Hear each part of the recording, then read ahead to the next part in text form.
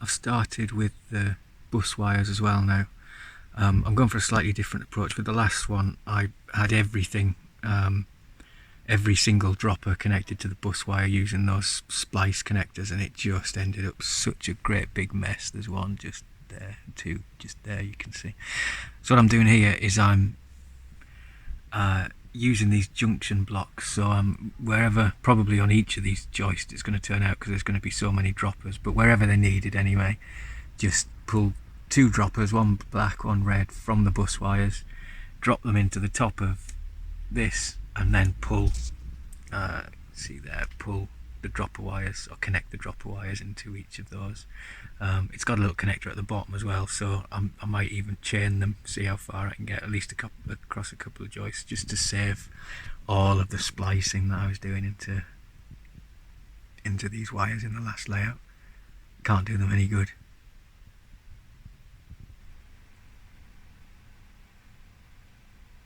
Progress here as well. This is an Arduino Uno that's acting as a DCC controller, connected to the PC via USB and runs with JMRI, and it is actually feeding the track bus, so the track bus is actually now live.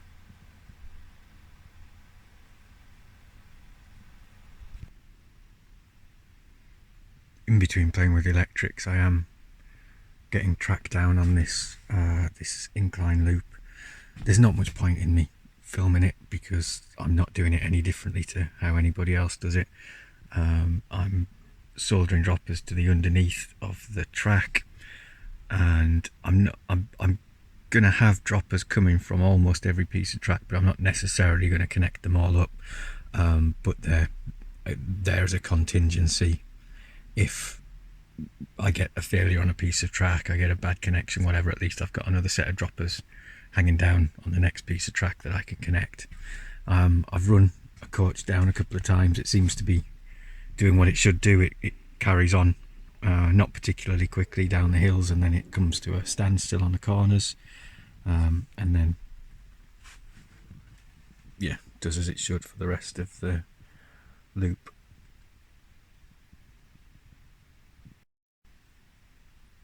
I'm going to try a slightly different approach up at the top here. Next I'll pull or lay the track all the way up the hill till I get here to about the same point that I'm at here. I like to leave a decent gap because I'll lay the points here before I connect the track up, just because I find points harder to lay than anything else. With this one, I think I'm just going to lift this board up. There's no point crawling around under the layout when I don't have to. This board's not fixed down, so I'll lay it all out on the board to start with and get it all marked, so I know I'm laying it in the right place, and then I'll just lift the board up so I can turn it upside down on the floor and fix the point motors and get the points sorted.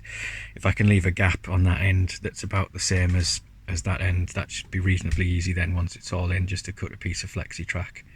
There's enough give in that kind of distance to make it easy enough to connect it all up.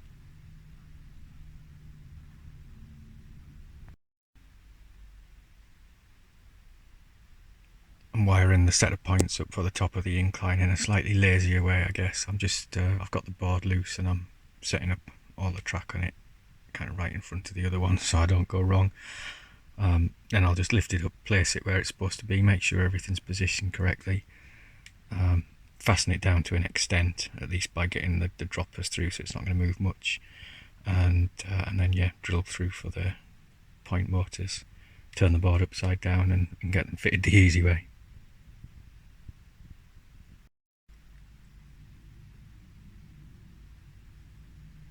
And by the time it gets set back down again where it's supposed to be, at the top of the hill there, it'll be over beautiful brand new baseboard which I've just been out and bought and had cut. I was kind of running out of the old baseboard sheets anyway, and I wanted it that custom width, which is 60 centimeters, and most of my boards are in 40 centimeter widths, so I went and got some cut. They didn't have any hardwood ply, so this is a test of the new Loft environmental conditions. This is softwood ply. To be honest, it's already warped as soon as I've got it out the shop, but as soon as it's screwed down, I'm hoping it'll be okay.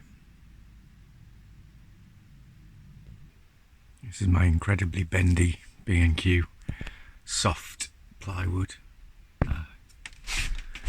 Just try and demonstrate there. The waves on it. I'm hoping it'll be better once it's screwed down. I'm going to get it screwed down as soon as I can. I'm having one of those. Before I do that, I need to do this days, I think. I started off over there with took the board off the top of the incline and started building the points and was going to stick them on here. But realised really before I did that, I needed to get some baseboard down across here because I want it to be semi-permanent. I think once I start on the yard, I'm going to have to slide boards out to put track down on them, but that's not too much effort, I think, if they're empty anyway, and I wanted to get this top bit down. So I've been and bought a load of bent plywood. Initially when I laid it across these, it seemed to line up perfectly. It was a 2440 by 1200 sheet and then cut widthways into 60 centimetre panels.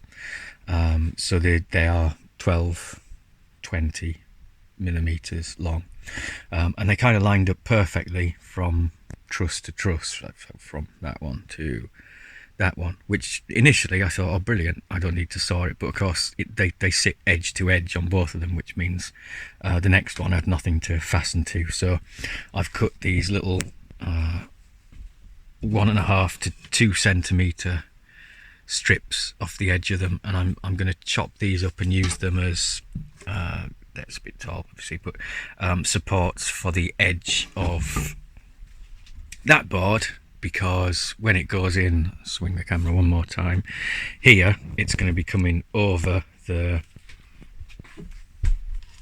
yard, which will be here, and I don't want great big fat supports like that one on the board here, because they'll just take up too much space. So I thought if I've just got quite small narrow supporting the front end of it, it'll keep it upright but also not take too much space up on the baseboard for track.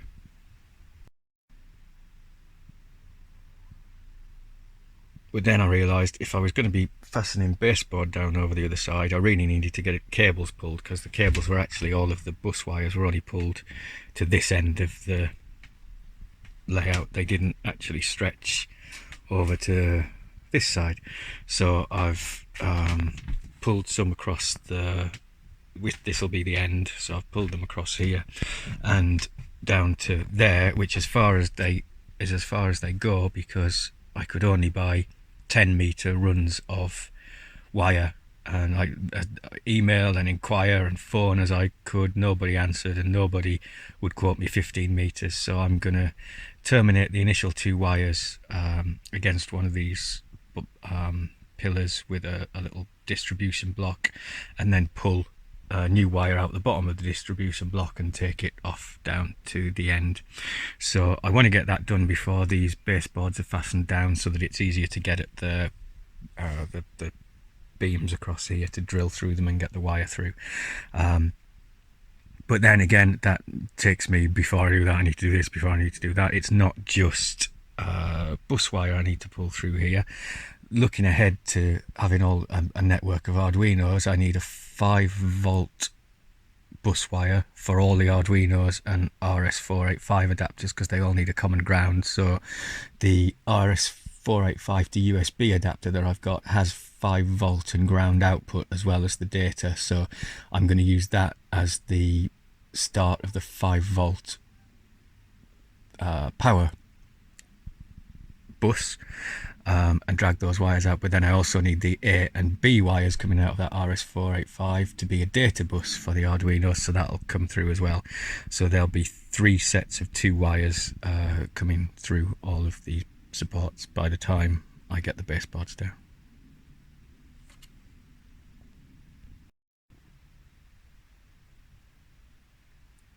And I now have 5-volt power with common ground for all Arduinos and RS485 devices, and the A and B data bus cables running as far as they can around the layout. The twisted ones are the data cables, blue and grey are the 5 volt, and they're heading right around the inside of the layout really, because they only need to meet the electrics boards, and they run to about here before they run out.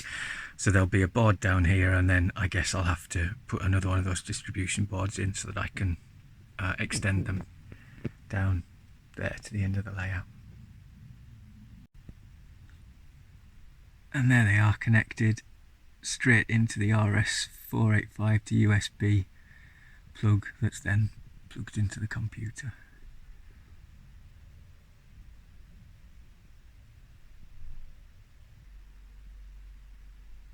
Not exactly the neatest, but it's joined up 2 sets of bus wire. I'll get the multimeter out and see if there's much difference after it's passed through.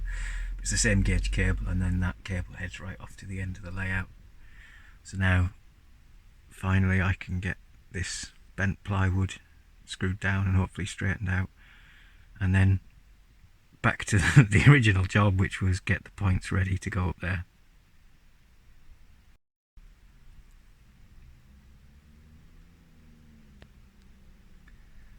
It's maybe quite difficult to pick up on camera, but I've got all the markings on the board now. Right in the middle there is the tiny little center point for the big hole for the point motor, and then there's just a few lines scattered around at the end of which I need to drill holes for droppers and frog wires and everything else.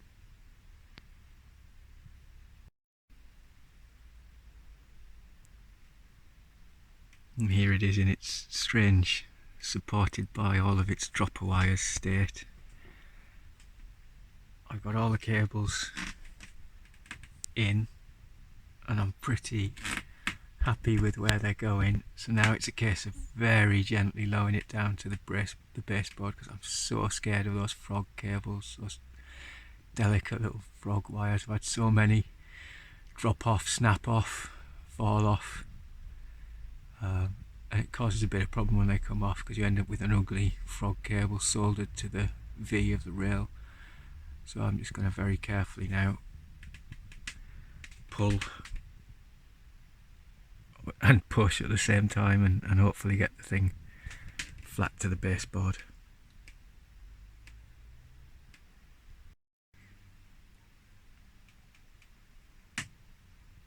And then pull it all back up again when you realise that you forgot to drill 2 of the holes for the point motors.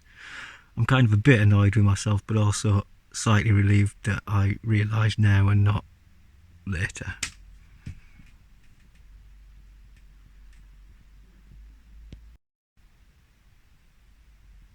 That's not looking too bad in position. I've put a couple of extra feet down, you can just see them underneath there. It means I don't need to support it just yet over the edge of this baseboard, because I haven't cut the little struts. They're still all sat over there waiting. But the track's looking pretty good in position. It's not going to move, it's not exactly fastened down, but it's not going to move because of all the droppers. So need to lift it back up again now, fit all the point motors and electrics underneath, and then just cut a couple of pieces of flexi track once it's back to connect it up to the oval again.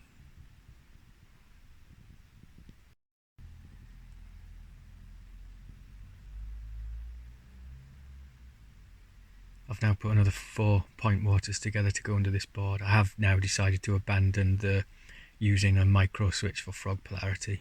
With 4 to do, I just couldn't be bothered, and I know the relays will work for me, so I'm going to go with that. So now I'm going to flip this board upside down. Well, actually no, I'm not. I'm going to still fit the point motors upside down to start with, and mark where I want pilot holes for each of the motors, and then once the pilot holes are in, I'll flip it and fit these 4 from underneath.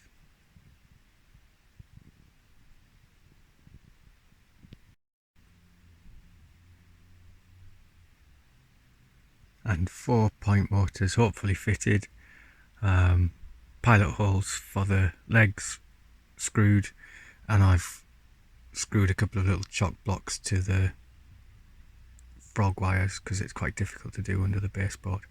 I used to solder green wires onto those little frog wires before I put them on the board, but that used to cause problems snapping them as well, trying to get a blob of solder through the hole in the baseboard cut for the wire.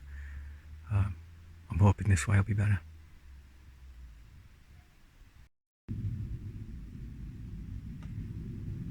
And that really was when the fun started. I thought I'd just about got to a point where I could run trains across here, but the layout universe had other ideas for me. I just ended up with a run of issue after issue after issue. Obviously, most of them pretty much my own making. I'd started to control these layouts. I wanted to move from a USB connected Arduino, which the one on the other side is, to a RS485 connected one, and it's a little bit more awkward when you start because you've still got to program the Arduino, so you've got to be pulling a USB cable. It can't operate completely without a USB cable because that's how you've got to get the sketch onto it. I was a bit lazy. I didn't have a USB cable long enough, so I strung a few shorter ones together, and I think that was the cause of the problem. The Arduino wasn't communicating properly over USB, the sketches weren't being uploaded properly, and the Arduino just ended up tanking basically, but not just tanking, taking everything with it. At one point I turned it on and the motors that were mounted under there just made noises like they were going to explode, just high pitched, yeah, like a bomb in a film or something. So I ended up with all of the if I come down here a bit, this is in a little bit of disarray down here now just because I've been pulling everything apart trying to fix it. All of the motors, the servo motors, ended up, they popped out of this arm, and that had then, they were still, when they popped out, there was the arm was trapping them, so they couldn't move as far this way as they wanted to, and then they just kept kind of trying harder and harder to move to where they couldn't go, and burnt themselves out effectively. This one's a write-off, the others have recovered, but yeah, that's a lesson. So at the moment this is now plugged in and controlled by USB. It doesn't actually move any of the points on the layout apart from one, but that doesn't really matter because there's no lines to move to, and the relay is still working in the sense that it's at least keeping the frog polarity right on the main inclined line, so I can still run trains. So a few lessons learned there really. Don't spend lots of time aligning points, setting everything up, getting your motors in there, and then try a new way of communicating. Switch from USB to RS485. So when I switch back from USB, I've bought a long USB cable now, but when I switch back to USB from back to RS485 from USB, I'm just going to plug a couple of motors straight into the board, make sure they're moving properly, make sure maybe plug a different relay panel in as well, and just make sure that they're moving okay. Another issue I had, I added more of those connector boards back there. There's one there and there's one a little bit further down there, just connecting droppers, and also wired a second relay up the same way as I wired the first one up. And once I got all that done, and once I thought the point motors were aligned and I turned the track power on, I got an immediate short. The power went straight back off again. So after spending a good few hours under the layout wiring all this stuff up, I started unwiring it again, removing them one by one to try and find out what it was, until I'd removed everything and reversed everything that I'd done that day, and I was still getting the short, and it turned out to just be two wires touching that hadn't been touching before by coincidence on the other end of the layout. So then I had to crawl back under and wire everything back up again, which is why there aren't many videos from from that day, because I was a little bit grumpy by the time that day finished.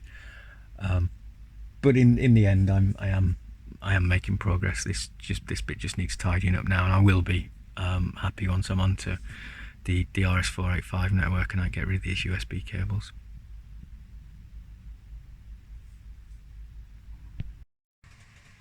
Despite having a few obvious issues with that raised platform there, getting the points down, I did really enjoy, and still do really enjoy, because it's still got to come up again, the fact that I can just lift the board up and get underneath it to work on point motors if they go wrong. So these boards are where the storage yard's going to be, and once I get all this stuff cleared away again and boxed up, I'm very much going to plan the storage yard in the way that these are roughly 1.2 meter long boards that go along here. They span roughly every 2 joists. I'm going to plan it in a way that it's as easy as possible, because there'll be so many point motors underneath there. It's as easy as possible to be able to unscrew a board and tilt it up to get underneath it, rather than try crawling underneath it if there are problems, because yeah, just so much easier that way.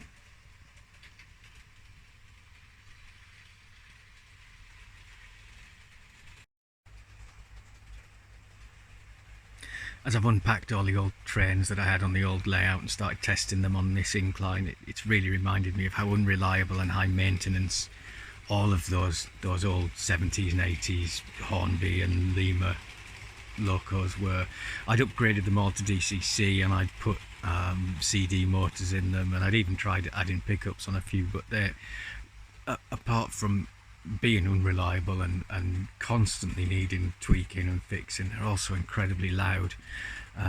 Compare them, I wouldn't really be able, if I had my old Deltic running around the layout, I wouldn't really be able to talk over it, because it just dominates the whole room. So it's hastened a decision that I think I was coming to anyway, to get rid of all the old stuff, apart from the odd one or two that have, you know, sentimental value that I've had since I was a kid and my dad kept for me in a cupboard all those years.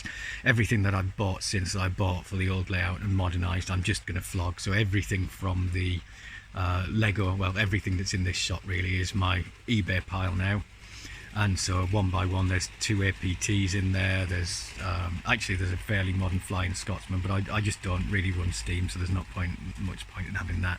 And a load of old coaches that I just collected up that never really wanted. So all of it is just you know, taking up space, and I might as well get rid of it and use the money to buy 1 or 2 more modern locos. I'd quite like a new Class 91, because I've got plenty of old rolling stock for that. I think the priority has to be locos at the minute. Rolling stock will have to come when I'm not spending so much on the layout.